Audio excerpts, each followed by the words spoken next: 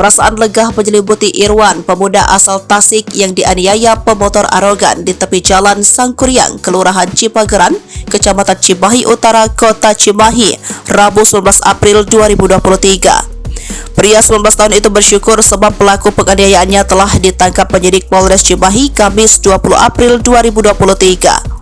Sebelumnya, sosok Irwan sempat menuai simpati dan rasa iba dari khalayak.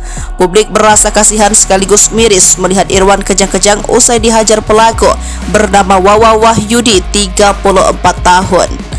Usai kejadian tersebut, Wahyudi pun kabur sementara Irwan mengalami luka di pelipisnya. Sementara polisi memburu Wahyudi, sosok Irwan bak hilang di telan bumi.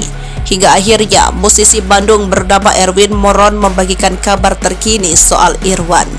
Ternyata tak berselang lama dari keviralan dirinya, Irwan langsung dibawa ke Polres Cimahi oleh orang tuanya. Setibanya di Polres Cimahi, Irwan dan orang tuanya menemui penyidik di sana.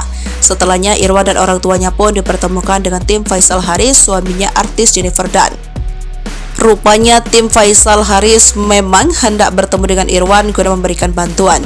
Iba melihat kondisi Irwan, tim Faisal Haris akhirnya memberikan bantuan berupa uang di dalam amplop